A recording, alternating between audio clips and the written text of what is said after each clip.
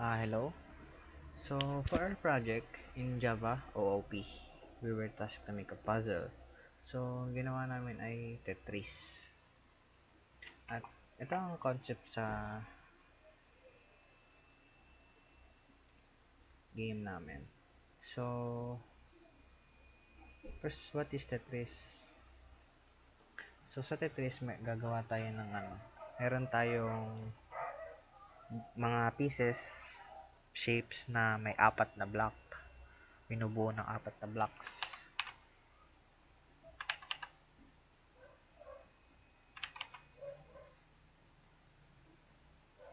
Meron tayong 7 shapes in total. Meron tayong I shape,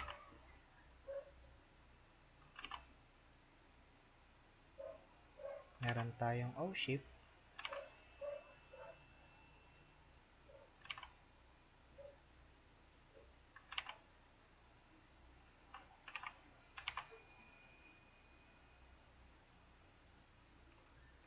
meron naman tayong T shape.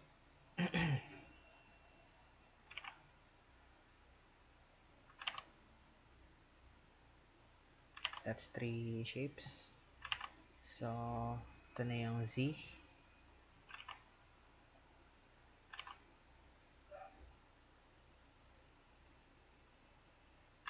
Ang L shape.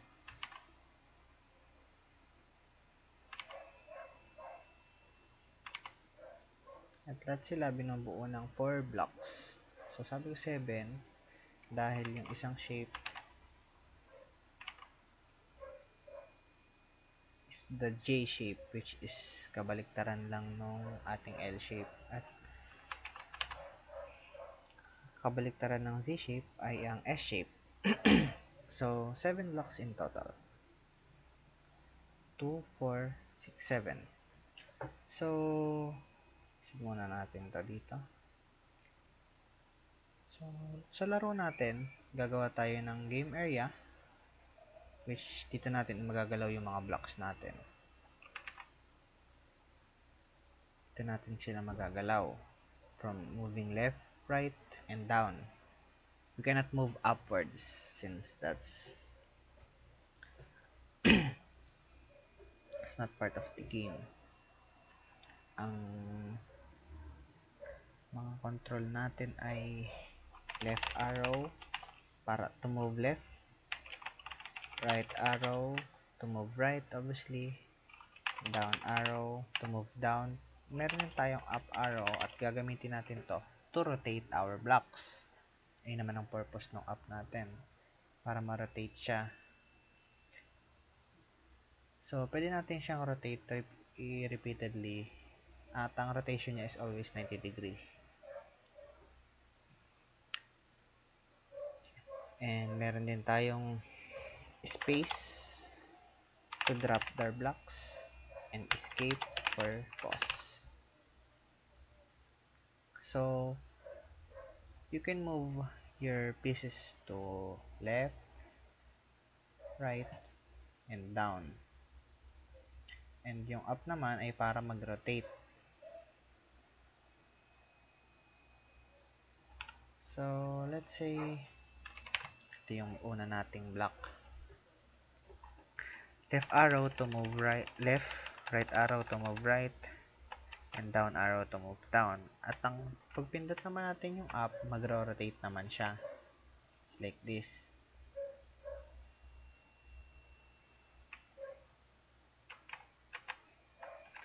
And dito sa game na to, may certain speed ang pagbagsak ng mga blocks. At sa level 1 ay yung slowest. And pag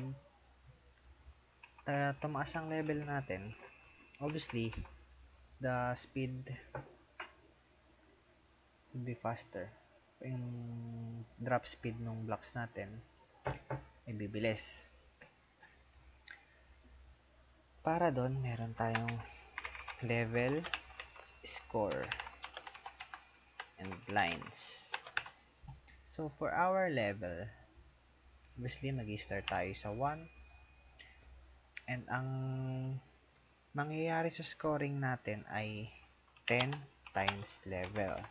So, for every lines cleared, magkakaroon tayo ng score na 10. So, paano nga ba na-clear or yung laro natin? So,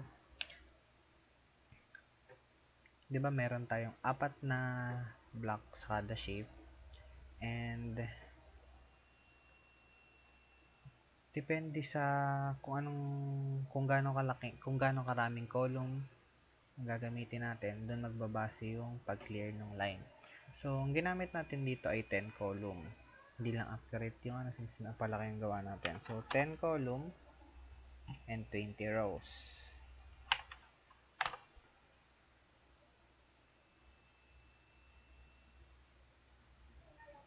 Ito na lang. So, every time na mag-drop tayo ng blocks, let's say nakakompleto na tayo, let's assume na lang na 10 to. Kasi complete tayo ng isang line. Ang gagawin natin, i-clear natin to. And for every lines cleared, kakaroon tayo ng score na 10. 10 times level. Pag na-clear to, anong next na gagawin natin?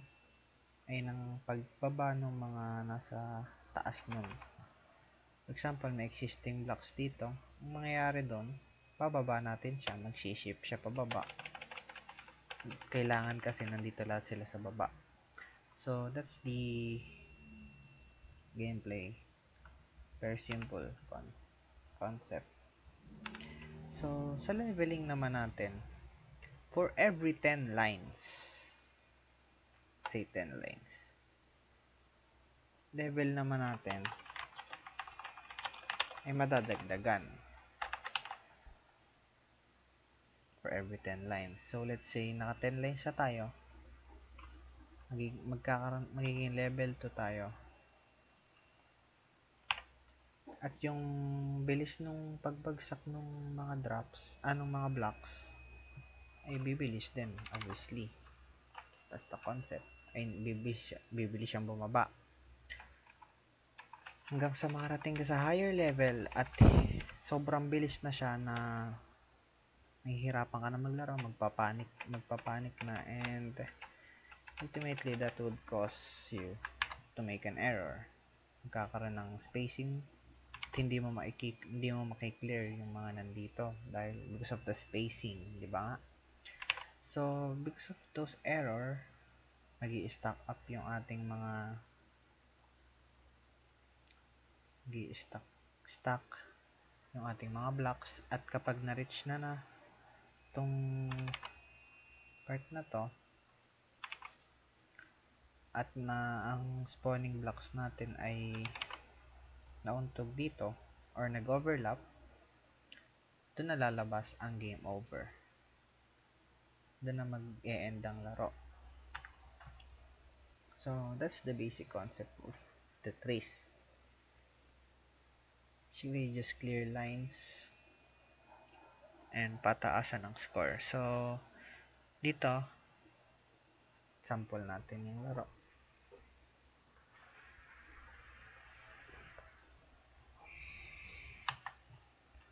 Ito yung ating area. Oh, forgot. Dito pala sa para sa spacing sa sizing ng natin, game area, nagbase tayo sa size ng blocks. Ang blocks natin ay may size na 30 pixels. 30 ang sinet natin nating size sa kanya. So, ang kailangang maging size ng game area natin to achieve 10 columns, we need to do 30 times 10. So, we need to have a width of 300. And to achieve 20, we need to have 600 height. At hindi ko pa makalimutan, sa positioning naman ng blocks natin, ay yung X and Y. X para sa horizontal and Y para sa vertical. So, basically, every time na bababa yung block natin, yung Y ay madadagdagan, Y++. Since pababa ay plus, pataas ay minus, ay hindi naman natin kailangan yung minus. So, ayun lang yung ayun yung gagamitin natin sa gravity. So, moving left and right, gagawin natin ay X minus to move left and X plus to move right. So, para naman bumaba, Y++ ang blocks natin. So, ito yung mga ginamit natin.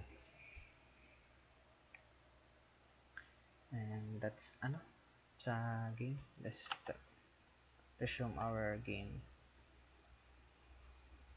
Present. So, dito, moving right. And kapag nag-collide na siya sa wall, hindi na siya movable. Hindi mo siya pwedeng pindutin. Ito na lang siya. Ganun din sa right side. And space to drop. Pag nag-space tayo, hindi mo na siya pwedeng i-rotate or igalaw. Just like this. See? So, try naman nating mag-score. Dito magkaka-score tayo ng isang line. So, supposedly, ang score natin ay dapat maging 10.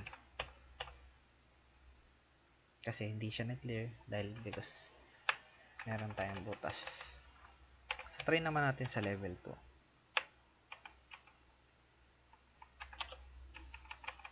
So, eto, may lumabas dito. Lalabas siya kapag tinry nating i-rotate yung blocks at yung supposed to be yung magiging magiging shape, yung magiging position niya after rotation ay yun yung kinukuha niya. Kapag nagkaroon ng overlapping doon, hindi niya itutuloy yung rotation na yun at dito pinakita kung saang Y, kung saang position yung yung nagkaroon ng overlapping.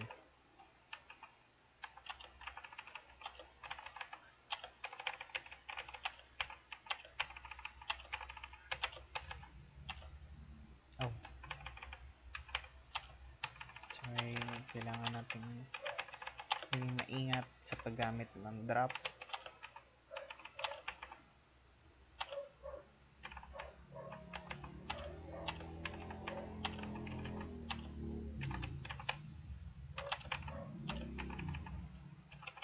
So, dito naman, meron tayong 90 score, 9 lines, and level 1. So, pag na-clear natin to, supposedly, dapat may level 2 na siya, right? As you can see, we have 2 levels, 10 lines, ang score natin ay naging 110. So, bakit? Dahil, pagdating ng level 2, ang lines natin ay naging 10, kaya naging level 2. Ang pag-compute ng score natin ay 10 times level. So, 10 times 2 ay 20. Kaya naging 90 plus 20 ay 110. So, I don't know if you observe the drop speed from level 1 and level 2. You can see the difference. Hindi pa siya masyadong pansin. Pero let's try for level 3 kung kitang-kita na difference speed.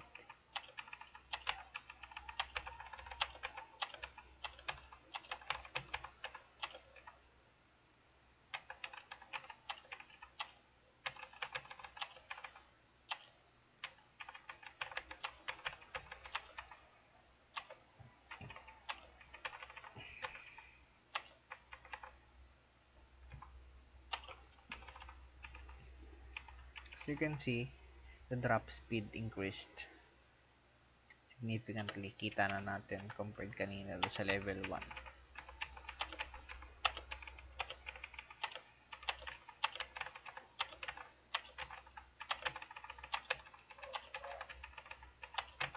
siya hanggang ano lang tayo. Test lang natin siya hanggang level 4 para makita natin yung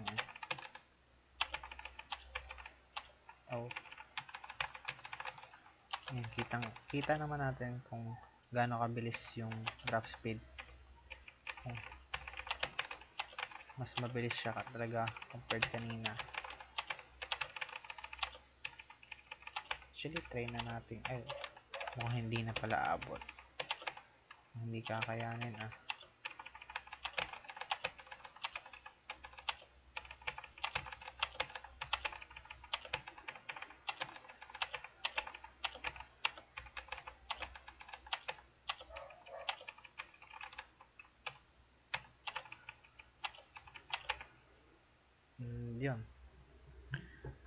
Game over na dahil hindi na natin magagalaw yun dahil nag-overlap na yung spawning na block dun sa static block.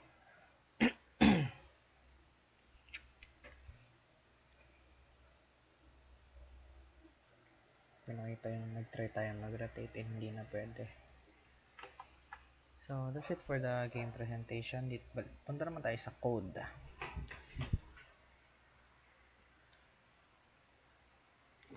So hindi tayo gumamit ng JFrame form. Instead, nag-import na lang tayo ng JFrame at gumawa tayo ng JFrame na object. So, since hindi natin dito nilagyan ng size or anything, supposedly lang dapat siya maliit na. Yung pinaka nasa taas lang, ganito lang siya. So, para lumabas to, yung size ng frame natin, kinuha natin yung size ng panel mismo. So, ito yung naging size natin. Kaya dalawa ang ginawa nating size doon. Para dito, ito yung para doon sa size ng frame. Dito naman yung size ng ating game area. As I said earlier, 30 times 10 para sa 10 columns, 300. 30 times 20 para 20 rows, kaya 600. So, dito, paano natin na yung size nung natin? Paano napunta yung size na yon, size nito at naging size ng natin frame, JFrame. So ginamit natin yung pack. So kung ano yung size nito nung ginawa nating object sa game area, kung ano yung size niya ay yung mag-a-adjust siya para maging ka-size siya nung itong object na to, which is itong 800 by 720. At ayun, ang object, tapos sinet natin ito yung basic para ma-close yung game, para hindi siya ma-resize, kasi pag na-resize baka magulo-gulo yung elements natin sa loob ng form.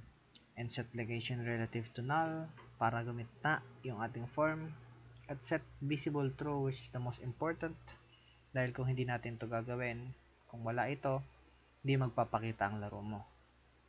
So itong .start, ito yung ating thread, dito siya makikita. Dito gumamit tayo ng runnable para dun sa ating thread. Dito natin nilagay sa run na method yung loop natin, dahil ito yung game thread natin. So di na natin explain tong, dahil loop lang to, pwede tayong gumamit ng kahit anong loop, depende sa inyo. So initial natin dito is FPS 60. Kung dinagdagan natin ng frame per second kasi 120, bibilis yung laro natin. Bibilis yung starting point. Sa level 1 mas mabilis na siyang bumagsak. So ito yung preferred size. Ito yung kinuha niyang nag-adapt yung frame natin para maging size siya na to, 800 by 720. Tapos set background to dark gray. Tas add key listener naman para dun sa mga controls natin. So, dito sa loop, dito natin nilagay yung update and repaint. So, ano nga ba yung repaint? So, bago yon ay ano pala muna natin. 'Di ba sa Java may ang ano ng OOP ay polymorphism, inheritance, abstract, and encapsulation. So, dito sa ginawa natin to, abstract lang ang hindi natin ginamit. Gumamit tayo ng encapsulation, inheritance, and polymorphism. Dito makikita natin ang paggamit ng inheritance. In-inherit niya ang class na jPanel. Ito ang parent class natin at runnable using extend then implement. So, sa paggamit ng sa extend jPanel, na-access natin yung paint component para makapag-paint ng mga ano natin, shape natin, ng mga frame natin, everything. Sa blocks, dito sa mga game area, for our level, for everything. Para ma-paint, makulayan yung mundo ng laro natin. At dito naman sa update, tinatawag niya yung update natin kada sa paggalaw ng thread, sa paggalaw ng game natin, para syempre maging playable siya, gumalaw yung laro natin, magkaroon ng buhay. So, gumamit tayo dito ng logic ng condition na kailangan hindi siya naka-pause at hindi rin siya hindi pa game over yung laro para mag-start. Ito naman, pili natin yung sa encapsulation. Sa encapsulation kasi, pwede natin siya i-private, public, ito protected. Sa ginagawa nating public ang isang method para ma-access siya sa ibang class, just like this start method. Para ma-access natin siya dito sa main class natin, ginawa natin siyang public. By the way, ang laman nito ay ini-start lang niya yung thread natin.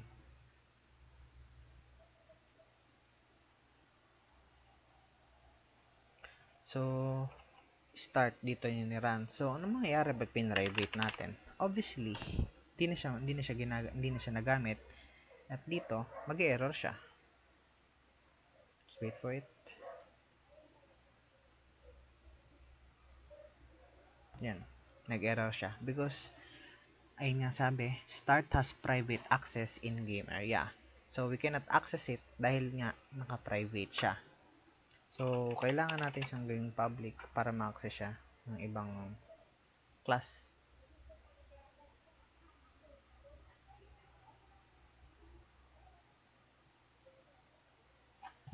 Tagal ah.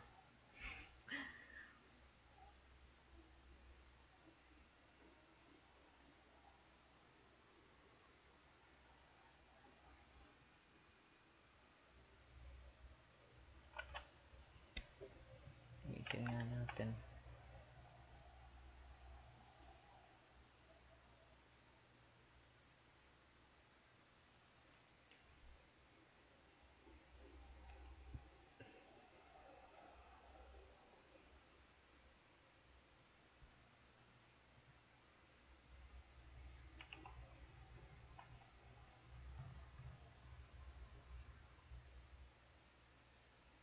Ito magalang. So, as you can see, usable na ulit siya. Hindi na siya nag-appear as error. So, dito pinakita ang use of encapsulation and inheritance. Hindi lang dito sa class na ito ginamit ang inheritance at encapsulation. Usually, ito yung most used sa Java. Dahil ang Java ay 100% OOP. Kaya, usually kung gagawa tayo ng mga program, gagamit talaga tayo ng gamitin talaga natin yung mga concept ng OOP.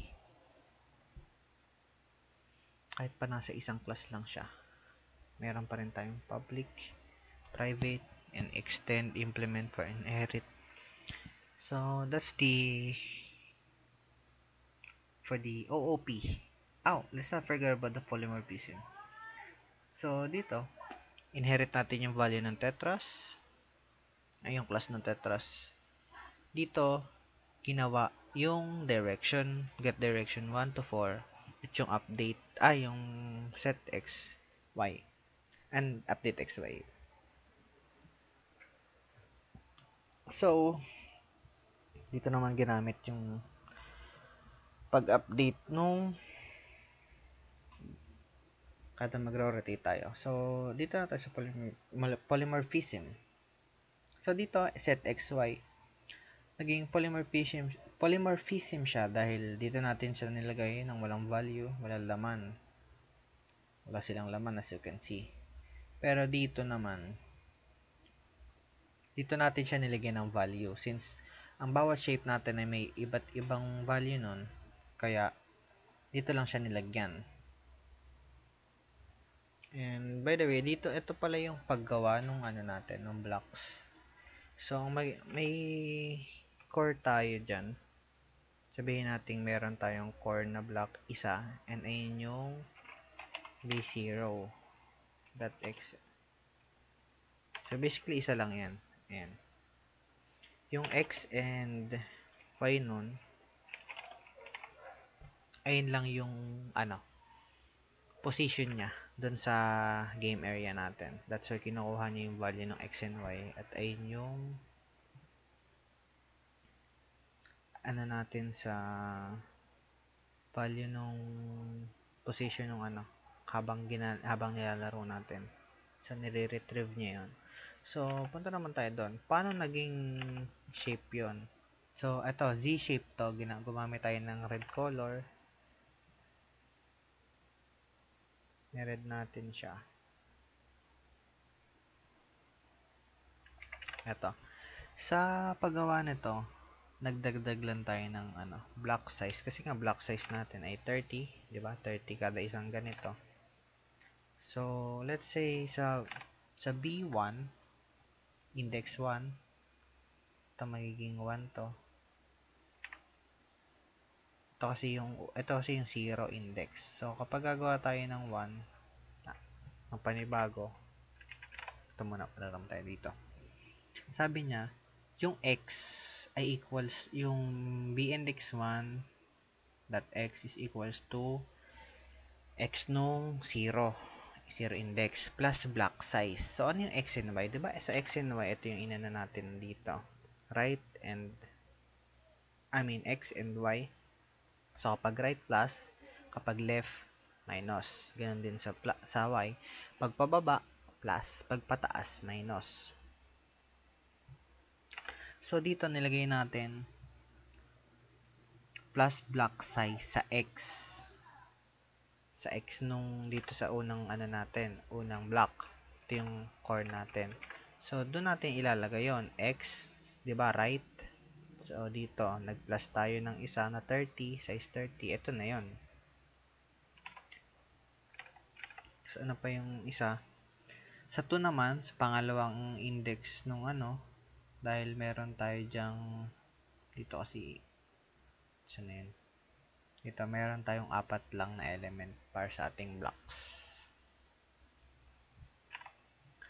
Sinet natin siya sa y minus. So, y, di ba pag y? Sapat, edi pataas yun dahil minus. Ito yung core natin. Ito siya.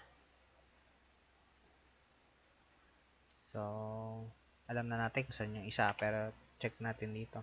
So, paano napunta dun sa isang yon? Yung panghuli nating block. So, x minus and y minus.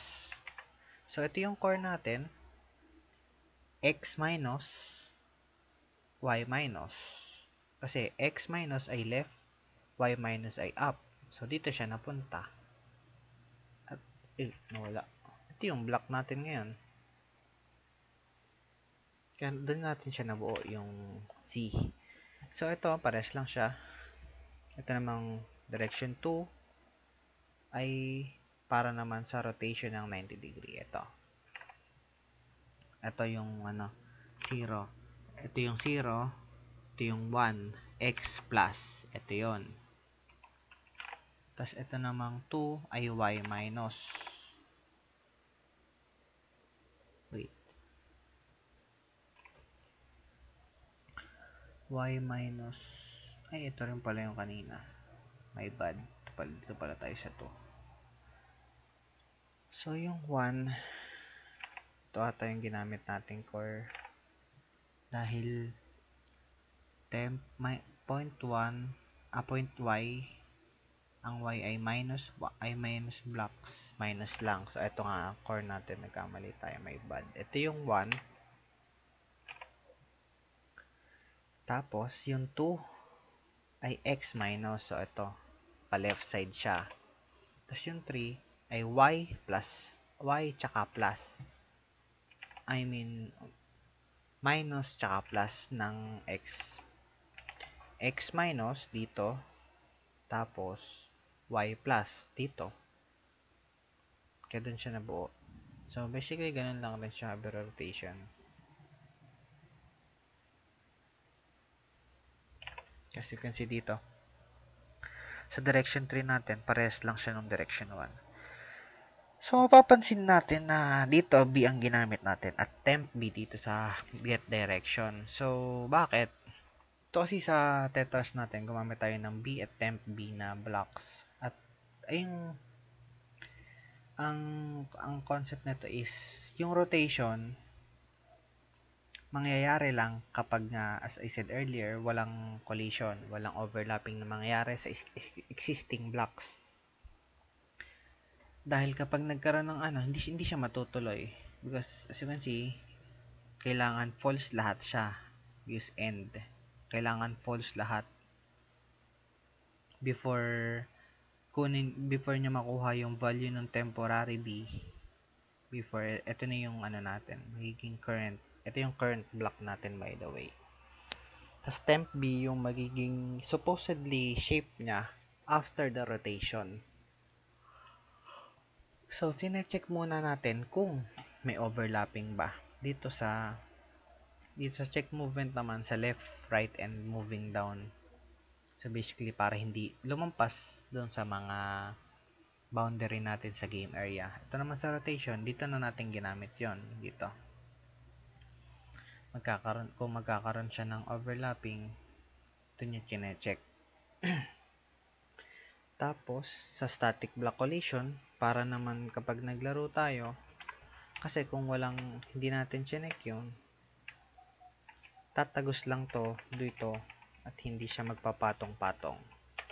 So, dito, chinek nyo yun. At ang ginamit natin dito ay array list.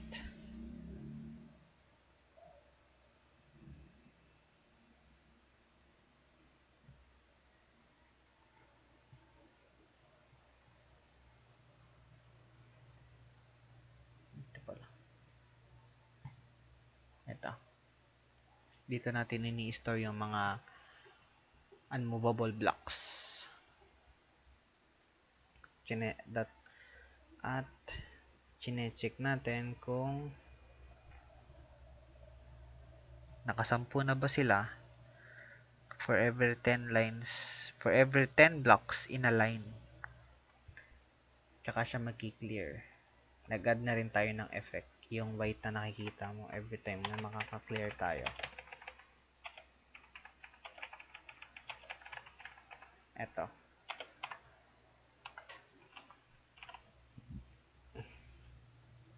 So, that's it.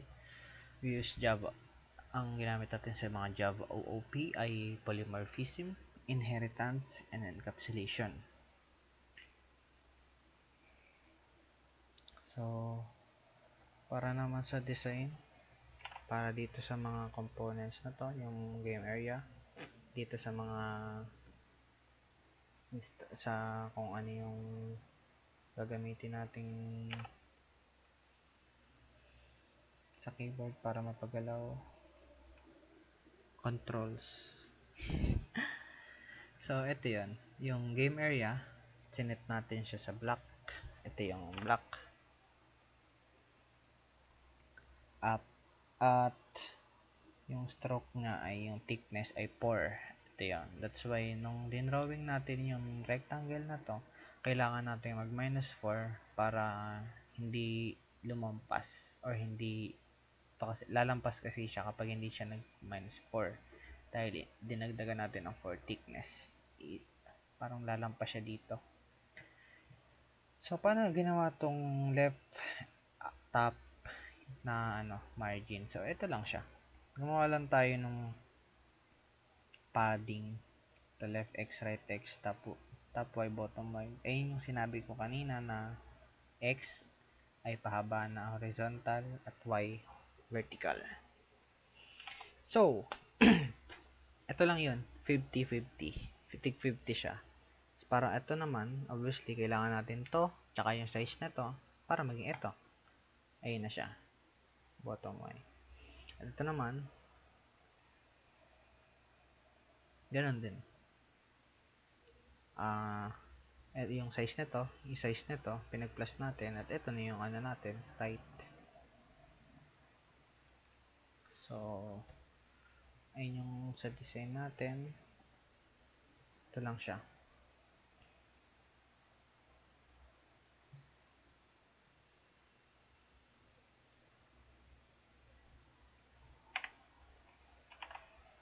Nag-draw tayo ng rectangle sa position na to. Right x plus 50. Ito nga yung right x plus 50. So, dito siya napunta. So, ayun lang siya. Ayun lang sa design. And, I guess that's about it.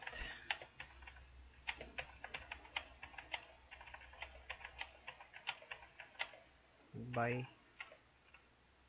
Game over. Thank you for